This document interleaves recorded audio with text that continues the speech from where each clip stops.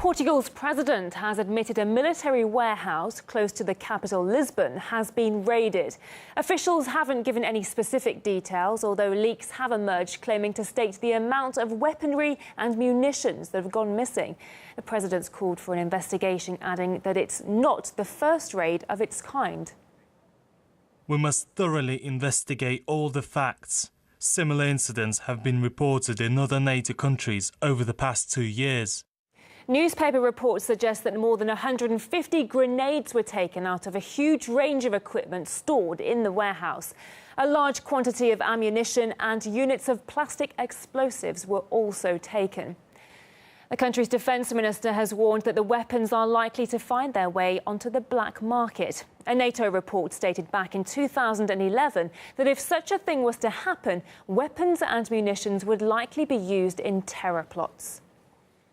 Well, RT has contacted NATO on the matter and they confirmed that the incident did not happen at a NATO facility. They also said responsibility lies with the Portuguese authorities to investigate what happened.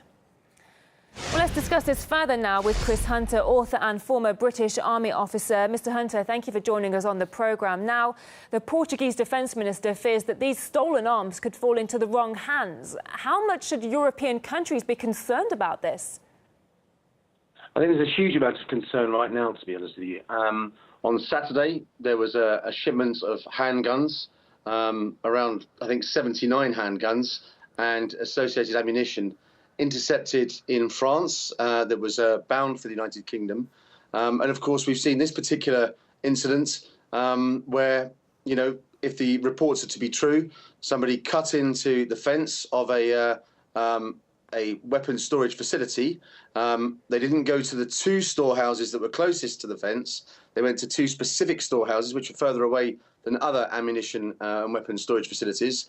So it sounds like, you know, there was definitely some sort of prior knowledge, potentially what we would call an insider attack. And of course, you've stated some of the quantities there, which are certainly consistent with other reports that have been released. So this is incredibly worrying.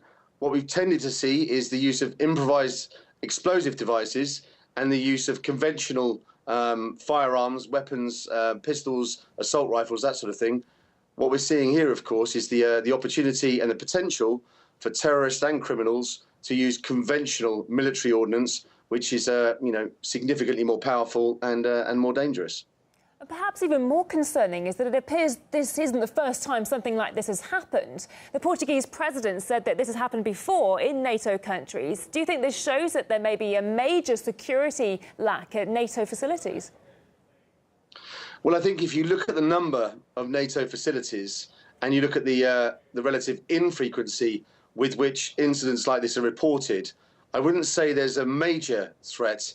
What I would say is that any particular, any breach of security at any one of these facilities is of significant concern because the consequences, of course, are dire.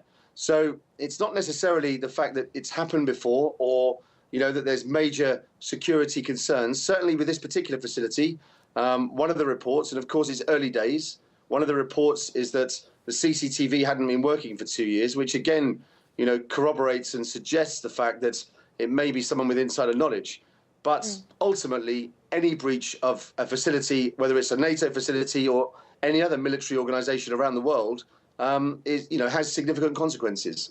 There is one Spanish news outlet that claims to have had access to the list of stolen arms, and if true, the quantity is quite large. We're talking thousands of rounds of ammunition and hundreds of grenades. Now, if confirmed, how would it be possible to steal so much at one time?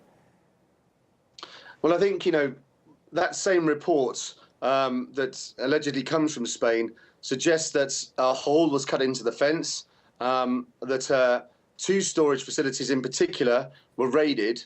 Now, just getting into these sort of storage facilities themselves requires, a significant level of knowledge, definitely a professional job, if you like. If you try to overmatch the security systems that are in place, without knowing how to get into them or without having, the necessary keys and entry equipment, then, they're very difficult to bypass. So I think, ultimately this is a well-planned, pre-planned, probably with some sort of insider influence type job. And if that's the case, then I would imagine they had the necessary logistics to support them in removing and transporting these munitions and the equipment that was stolen. On that note, Chris Hunter, author and former British Army officer, thank you for sharing your expertise on the matter. Thank you.